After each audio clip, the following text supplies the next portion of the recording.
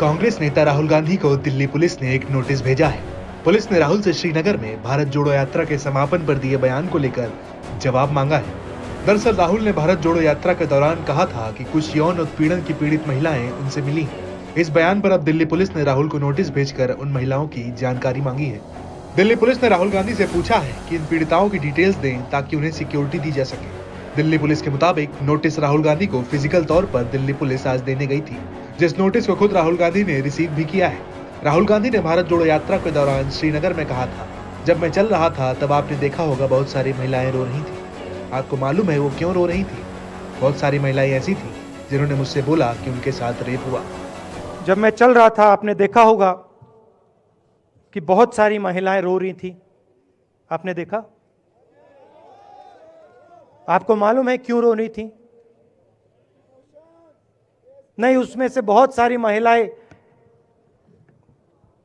Emotional थी, मुझसे मिलकर रो रही थी, मगर उसमें बहुत सारी ऐसी भी महिलाएं थी जिन्होंने मुझे बोला कि उनके साथ बलात्कार हुआ है, उनको किसी ने मोलेस्ट किया है, उनके किसी रिश्तेदार ने उनको मोलेस्ट किया है। और जब मैं उनसे बोलता था, बहन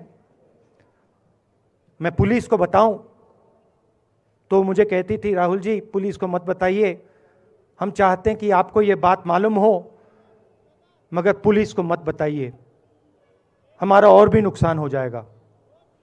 तो ये हमारी देश की सच्चाई है।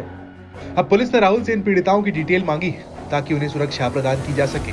पुलिस ने नोटिस में कुछ सवाल भी राहुल गांधी से पूछे हैं। पुलिस ने उन महिलाओं की जानकारी मांगी है जिन्होंने उनसे यौन उत्पीड़न की बात बताई थी। पुलिस ने यह भी पूछा है कि ये बात महिलाओं ने कब और किस जगह उनसे मिलकर बताई। क्या वो महिलाओं को पहले से जानते थे? क्या उन महिलाओं की जानकारी आपको है? क्या आपका जो बयान सोशल मीडिया पर है आप उसे प्रमाणित करते हैं? क्या महिलाओं ने किसी विशेष घटना की भी जानकारी दी थी ताकि पुलिस जांच को आगे बढ़ाए और उन महिलाओं को सुरक्षा प्रदान करे?